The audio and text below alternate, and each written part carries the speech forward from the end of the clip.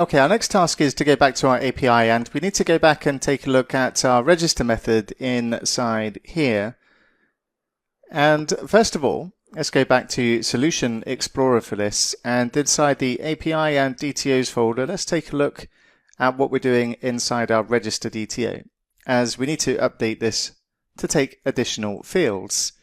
And how did we do this earlier on? We made this required, and we had string.empty. And okay, that works, but I don't particularly like it. And I think we can get, or I'm sure we can get the same result by making these fields just optional, which sounds a bit weird because we're saying required here, but then making it optional here. But this will have the same effect on ensuring that our validation works as expected, but we don't have the extra string.empties inside here, which looks a bit messy and isn't really the desired result. It still looks a bit wrong because we've got required and then the optional there, but this will do what we need it to do. So as well as the string of username, we're going to have required property, and we're going to say prop of string of known as, and we'll make these optional. And I'll just copy this down a few more times. So we'll also have the gender, the date of birth, and our date of birth is going to come up as a string, and that's fine, as we'll get Automapper to convert it effectively into a date-only property. And then we'll have the city, and we'll copy it down one more time, and we'll also have the country. And those are the properties that we're taking from the register form, and we've got our password still, so that's fine. And when a user registers, we're going to need to create effectively an app user. So let's go to Automapper so that we don't need to do the mapping code ourselves. And we'll go to our Automapper profiles, and inside here we're going to create a new map, and we're going to go from our register DTO, and we're going to go to an app user. And then we can head back to our account controller, and inside here we've got our register stuff all commented out, and we'll fix that now. So we'll also inject IMapper into this. So in the constructor we'll inject IMapper and call it mapper, and let's just move this stuff down, and then let's take a look at what we're doing inside here. So let's remove the return OK, and we'll uncomment what we have inside our register method. And let's take a look at what we need to resolve here. So first of all, we're presented with a warning based on our nullable reference type saying that the username could be null. And that's based on what we've done in our register DTO. So to get around this, then inside here, I know I said let's not use the string.empty, but we will see a benefit from using string.empty here, because then we don't have to deal with the nullable reference warnings, and we still got our required there as well. So we won't be allowed to send up an empty string, as that will not be accepted by our API controller. But what that does do, it means we don't have to deal with this nullable reference type warning, and we can just use that code as it is. And then we need to create a new app user. We're still going to create the password hash and password salt at this time, but we're going to use Automapper to help us create the app user based on what's inside the register DTO. So we won't use this code, so I'm just going to comment that out. And I'm going to say var user equals, and we'll use mapper.map, and we're going to map into an app user, and we're going to map from the register DTO. And then we're going to update the user properties. So we're going to have our user equal to, or user.username I should say, our user.username equal to, and then we'll use this code and set the username to lower. We'll have our user.password hash equal to, and then we'll use the HMAC stuff here and paste that in.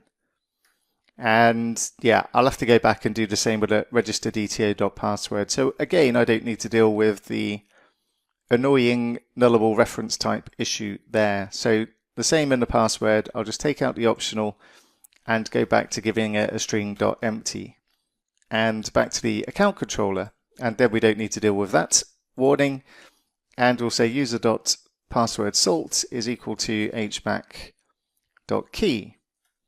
And then let's remove the commented code. And this can stay the same, but we'll also return the known as property now that we're going to have it for our users with our user DTO. And do we have that property? We do not. Okay, so let's go to our user DTO next. And inside here, let's also return a prop that's required. That's going to be a string.